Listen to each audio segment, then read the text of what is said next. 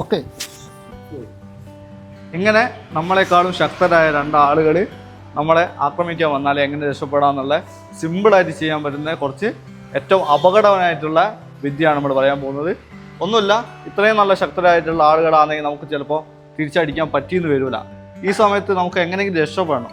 ആ രക്ഷപ്പെടുന്ന സമയത്ത് നമ്മളെ കയ്യിൽ എന്താണോ കിട്ടുന്നത്, ആയുധങ്ങൾ എന്തെങ്കിലും, അത് കല്ലായിക്കോട്ടെ, ചിലപ്പോൾ എന്ത് തന്നെയാലും. ഇപ്പോൾ ഫോർ എക്സാമ്പിൾ എൻ്റെ കയ്യിലിപ്പോൾ ഇതാ ഒരു ചാവിയാണുള്ളത്. പെട്ടെന്ന് തന്നെ അടി നടന്നുകൊണ്ടിരുന്ന സമയത്ത് എങ്ങനെയെങ്കിലും, അല്ലെങ്കിൽ അടി തുടങ്ങാൻ തോന്നുന്ന സമയത്ത് തന്നെ എന്ത് ചെയ്യണം, ഈ ഒരു ആയുധം നമ്മൾ എന്ത് ചെയ്യണം, താക്കോലാണെങ്കിൽ നമ്മൾ കയ്യിലേക്ക് എന്ത് ചെയ്യുക, ഈ ഒരു പൊസിഷനിൽ വെക്കുക, നേരെ ഇതിൻ്റെ നടുക്കേക്ക് വെക്കുക, ഇതിൽ വെക്കുക, അടുക്ക് വെക്കുക. ഇപ്പോൾ ഫോർ എക്സാമ്പിൾ ഒന്ന് അടിക്കാൻ നോക്കുമ്പോഴത്തേക്ക് നെഞ്ഞിന്, ഓക്കെ, കഴുത്ത്, മുഖം, എവിടെ വേണമെങ്കിൽ നമുക്ക് നല്ല ശക്തിയായിട്ട് കുത്താൻ പറ്റും, തിരിച്ചിങ്ങോട്ട് ചെയ്യാൻ പറ്റും. ഒരൊറ്റ ഈ പഞ്ച് കിട്ടിയാൽ മതി. ഇതിനെ കൂടെ തന്നെ കറക്റ്റ് എവിടെയാണോ കിട്ടുന്നത് അവിടെ എന്തായാലും നല്ല മുറിവും ഉണ്ടാവും. ചിലപ്പോൾ ഈ എല്ലിൻ്റെ ഭാഗത്താണെങ്കിൽ ആൾക്ക് നല്ല രീതിയിൽ പെയിൻ ഉണ്ടാവും. തിരിച്ചടിക്കാൻ പറ്റാത്ത രീതിയിൽ നമുക്ക് എന്ത് ചെയ്യാൻ പറ്റും, അങ്ങോട്ട് ആക്രമിക്കാൻ പറ്റും.